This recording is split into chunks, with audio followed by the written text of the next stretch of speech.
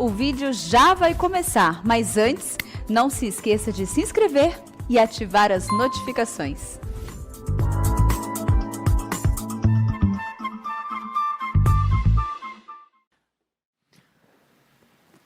Eu quero compartilhar com você nesta tarde a palavra de Deus e por isso eu peço que você abra comigo no livro de Esdras, Esdras capítulo 8, versos 21 a 23. Esdras capítulo 8, versos 21 a 23.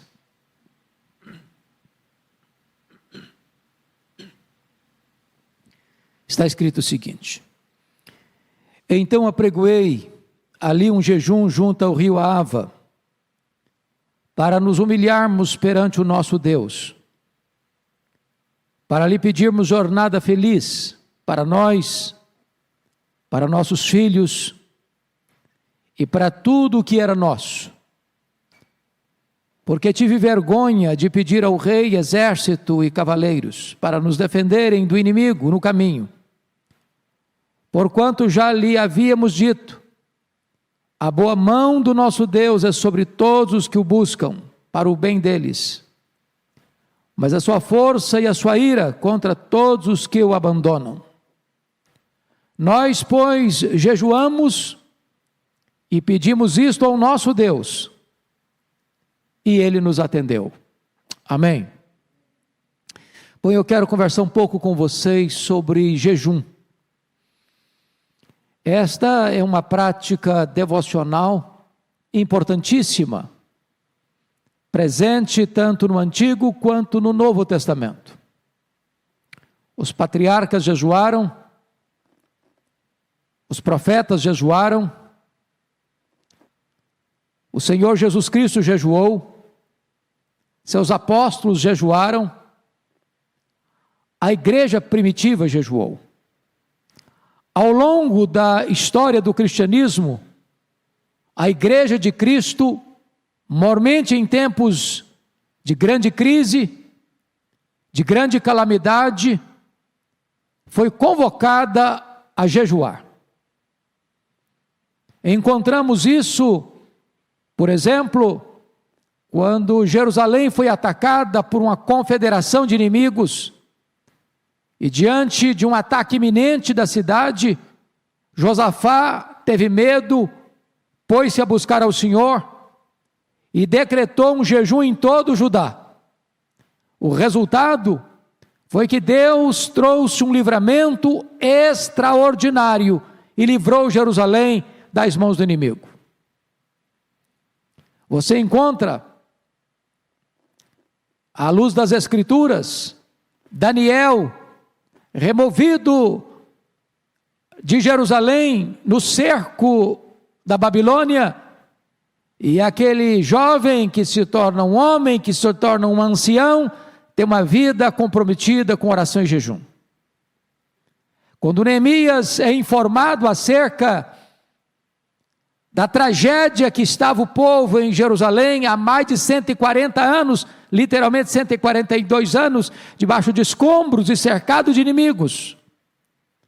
Ao tomar conhecimento desse diagnóstico, ele se prostra, ele ora, ele chora, e ele jejua, e ele é colocado nas mãos de Deus, e se põe nas mãos de Deus. E em 52 dias, os muros da cidade que estavam quebrados são reconstruídos. Nós encontramos o próprio Senhor Jesus Cristo, só dando início ao seu ministério, de maneira efetiva, depois do seu batismo, depois de 40 dias de jejum. Nós encontramos o próprio Jesus dizendo aos seus discípulos que fracassaram diante de uma situação de um menino endemoniado e não puderam libertá-lo, e ao perguntar a Jesus por que não podemos, ele respondeu: esta casta não sai senão com oração e jejum. Há diversas razões para o jejum na Bíblia. Você deve jejuar como exercício devocional, Você deve jejuar, como está lá em Joel 2, diante de uma calamidade, onde o povo de Deus é cercado por um exército inimigo, onde o povo de Deus está sendo assolado pela fome, pela peste, pelos gafanhotos, pela seca, pelo fogo, e a economia está em colapso, e Deus orienta o seu povo: ainda assim, agora mesmo, convertei-vos a mim de todo o vosso coração, com jejum, com prantos, rasgando o vosso coração e não as vossas vestes. Você deve jejuar para pedir poder, você deve jejuar para se humilhar, você deve jejuar para pedir ajuda. E eu gostaria então de entrar com este tema, em face da crise que o Brasil está vivendo. Não só o Brasil, mas o mundo todo. Nós estamos diante de uma pandemia que nós não estamos encontrando saída nos recursos humanos, nem no dinheiro, nem na medicina, nem na política, nem na Organização Mundial de Saúde. Todos os esforços da terra têm sido ineficazes para debelar este mal que assola o Brasil e o mundo. Quando os recursos humanos se esgotam, quando a terra está em crise, quando os homens, diante de um cenário tão sombrio, não têm uma saída, é necessário que o povo de Deus se volte para Deus, se humilhe debaixo da poderosa mão de Deus e busque a Deus em oração e jejum. Então eu gostaria que agora você voltasse os olhos comigo para esse texto.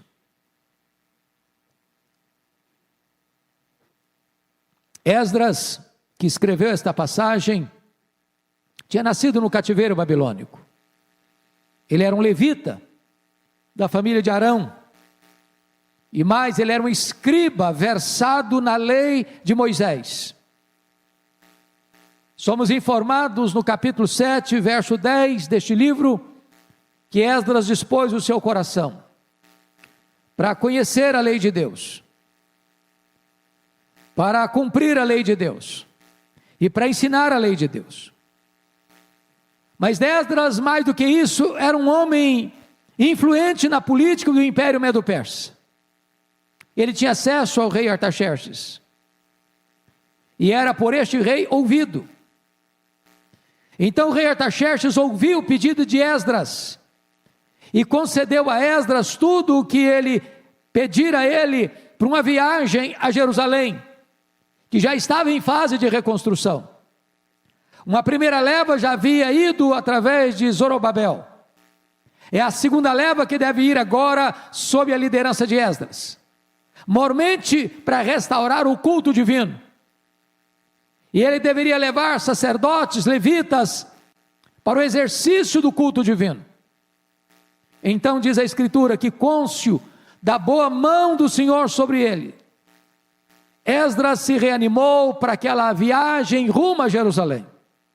Porém, ao passar revista ao povo, diz a Escritura que ele percebe que não havia ali nenhum dos filhos de Levi.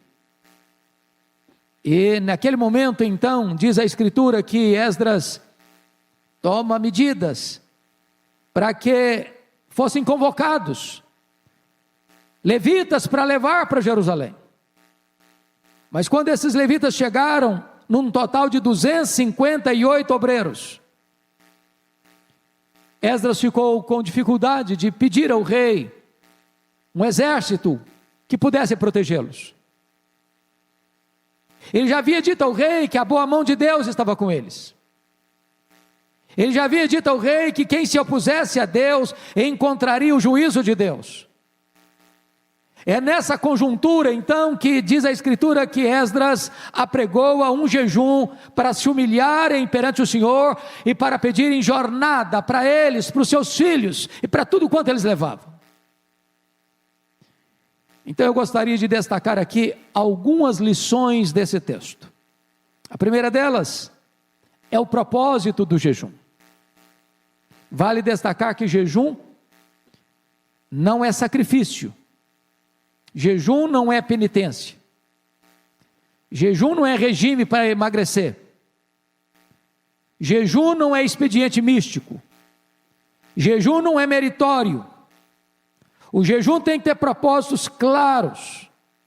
E o texto nos mostra quais são esses propósitos.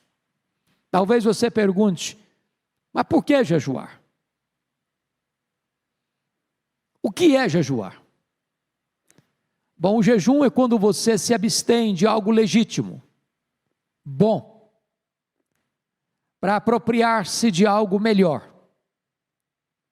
Jejum é quando você se abstém do alimento que nutre o seu corpo, para você buscar comunhão com Deus, intimidade com Deus, quebrantamento do seu coração, auxílio divino, poder espiritual. Jejum é quando você passa a se deleitar mais em Deus do que nas bênçãos de Deus. Jejum é quando você abre mão do pão da terra por causa do pão do céu. Jejum é fome de Deus. E o jejum precisa ter propósito. É você quem estabelece o tempo, a forma e o propósito. E aqui vamos ver alguns propósitos desse jejum. Primeiro, o jejum é para nos humilharmos diante de Deus. Olha o verso 21 comigo. Então apregoei ali um jejum junto ao rio Ahava, para nos humilharmos perante o nosso Deus. Toda vez que você jejua, você precisa se curvar e se humilhar. Jejum não é para fazer propaganda da sua espiritualidade. Jejum não é para você tocar trombeta e dizer quão piedoso você é, como os fariseus faziam. Jejum tem um propósito, é de você se curvar diante de Deus, é de você dizer que você depende de Deus, é você entender que sem Deus você não consegue ir a lugar nenhum, é reconhecer sua fraqueza, é reconhecer sua vulnerabilidade e se humilhar na presença de Deus. Eu penso que a nação brasileira precisa se humilhar diante de Deus, a semelhança do que aconteceu na época de Joel. Há uma situação que assola o Brasil. Eu não estou falando de gafanhotos literais como naquela época, mas de gafanhotos que estão hoje comendo, mordendo vorazmente na nossa economia. Nós estamos vivendo uma época quase de recessão, de terrível desemprego, comerciantes fechando as suas portas, empresários decretando falência, pessoas perdendo o seu trabalho, a economia entrando quase em colapso, a nação se endividando, a carência aumentando, a crise se avolumando. Esta é uma hora do povo de Deus parar e reconhecer a necessidade de buscar a Deus, de se humilhar debaixo da poderosa mão de Deus. Mas, em segundo lugar, o jejum tem um propósito de pedir ajuda ao Todo-Poderoso Deus. Veja comigo o verso 21 ainda. Decretamos um jejum para nos humilharmos perante o nosso Deus e para lhe pedirmos jornada feliz para nós, para nossos filhos e para tudo o que era nosso. Pedir ajuda. A viagem era longa, mais de 800 quilômetros, uma jornada que demorava 5 meses, havia perigos, havia inimigos, havia ameaças, havia toda sorte de dificuldade naquela trajetória. E hoje nós precisamos de jejuar, porque nós estamos numa viagem difícil, onde tantos estão ficando doentes, onde tantos estão tombando no campo de batalha, onde nossos médicos, onde os nossos enfermeiros e enfermeiras, onde os nossos agentes de saúde na linha de frente dessa jornada estão ficando com as suas forças esgotadas. Quantos que já morreram? Quantos que já sepultaram pessoas da família? Essa jornada tem sido dolorosa, tem sido com lágrimas nos olhos, tem sido tantas vezes com fraqueza e muitos perigos nos cercando, e é hora da igreja de Deus parar e buscar o socorro de Deus para esta jornada com oração e jejum. Mas em terceiro lugar, qual o propósito do jejum? O jejum é para reconhecermos que a ajuda de Deus é mais valiosa do que a ajuda dos poderosos deste mundo. Olha comigo o verso 22.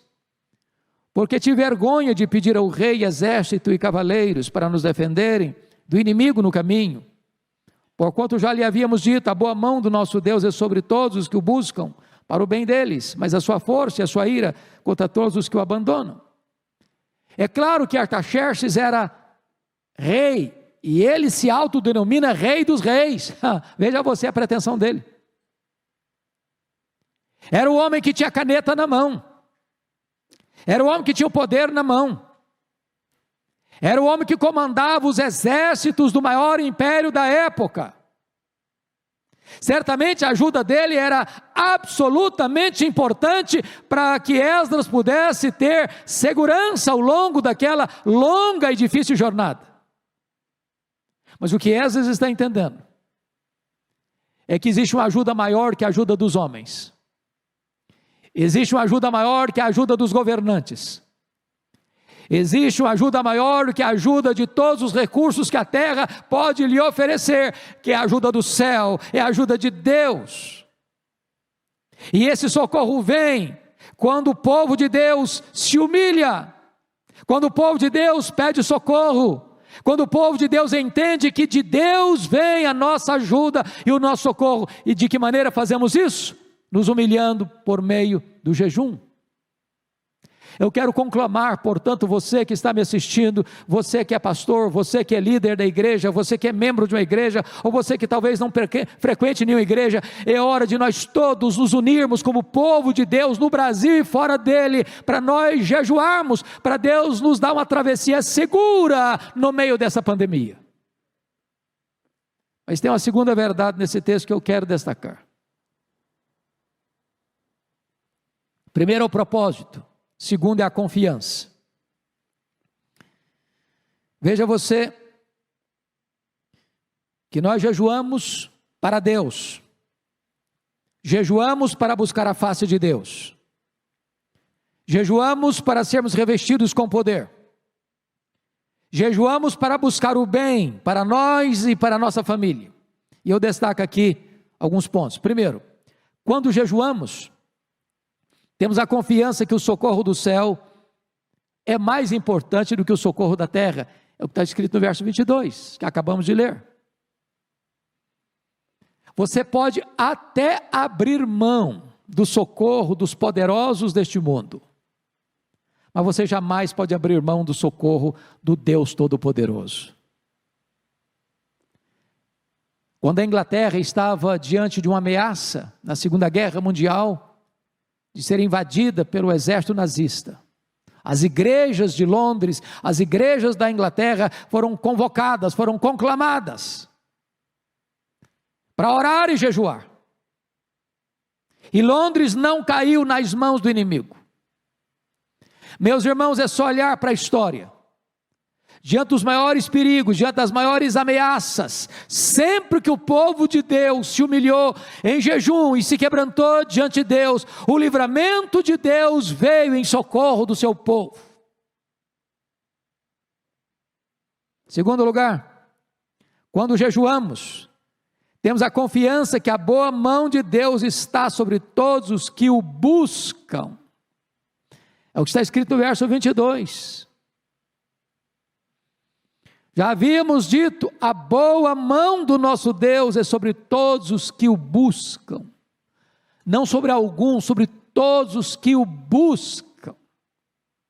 A necessidade do Brasil é que a boa mão de Deus esteja sobre nós. Talvez ainda hoje não tenhamos todo o discernimento sobre os motivos e razões de uma pandemia tão avassaladora. Mas uma coisa é certa, quando nós buscamos a Deus em jejum, a boa mão de Deus vem sobre nós.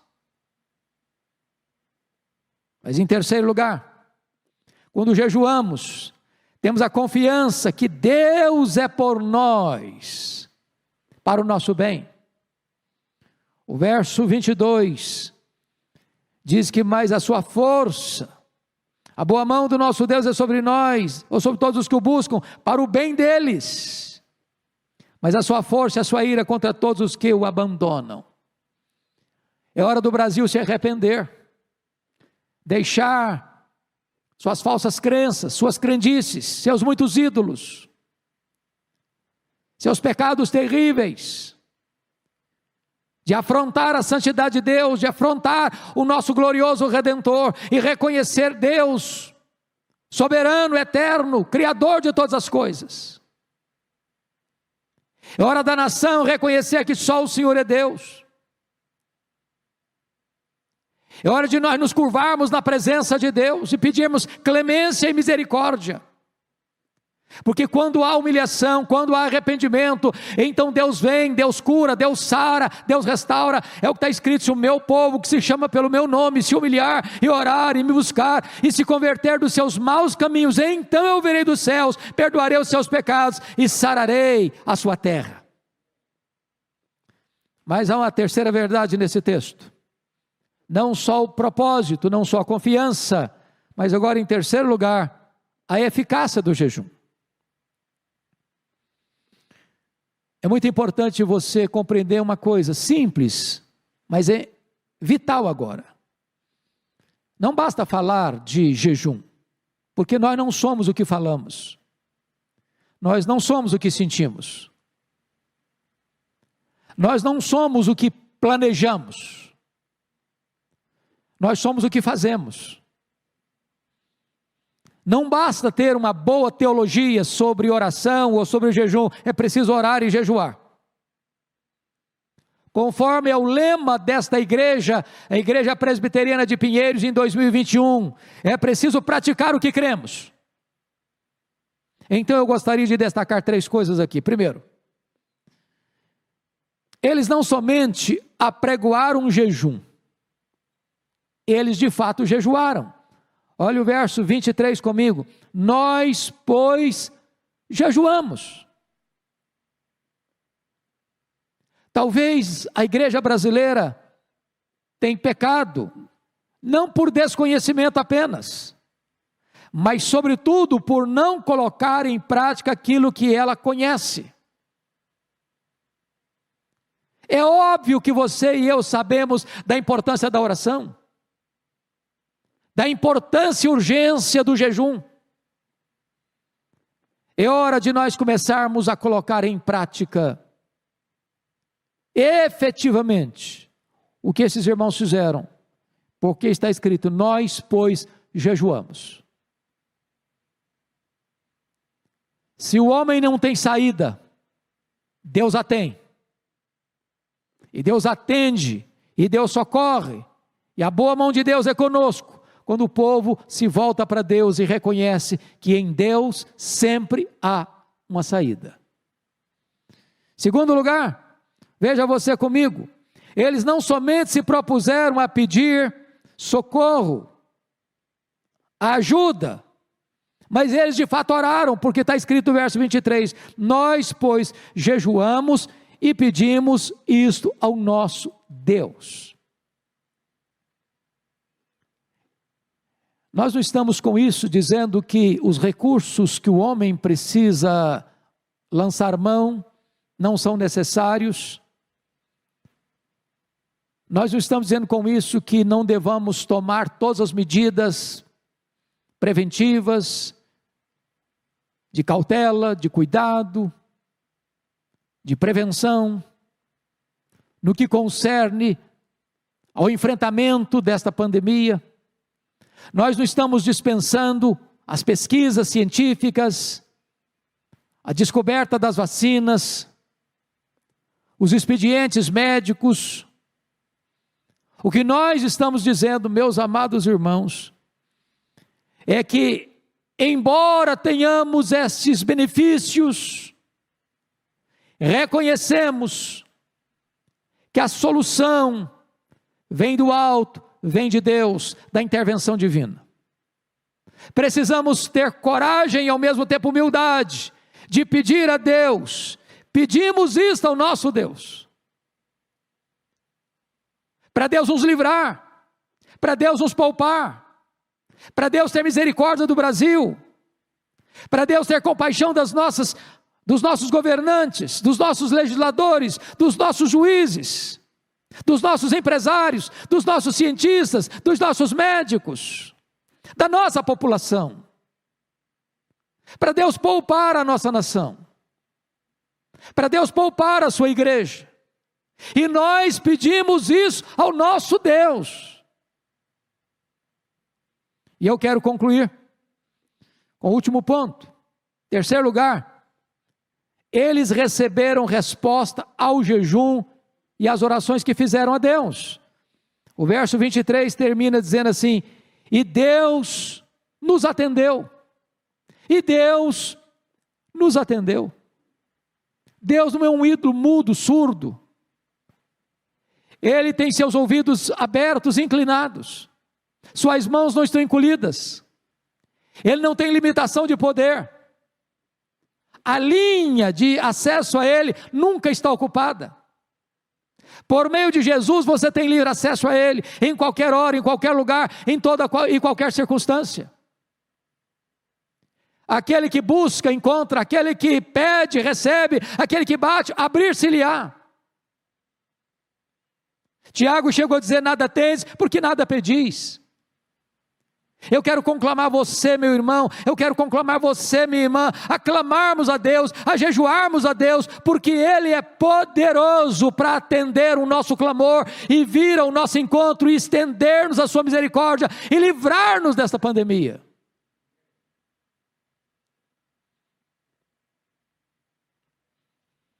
Eu gostaria que você olhasse comigo o que está escrito agora, no verso 31 e 32 deste capítulo 8, porque está escrito o seguinte: partimos do rio Ava, no dia 12 do primeiro mês, a fim de irmos para Jerusalém, e a boa mão do nosso Deus estava sobre nós, e livrou-nos das mãos dos inimigos, e dos que nos armavam ciladas pelo caminho. Chegamos a Jerusalém e repousamos ali 3 dias. A viagem era difícil, os inimigos eram muitos, suas armas eram armas de traição, de ciladas, mas como eles pediram, eles receberam. Eles chegaram sãos e salvos e puderam repousar. Eu estou certo de que Deus é poderoso, não só para fazer o que nós pedimos.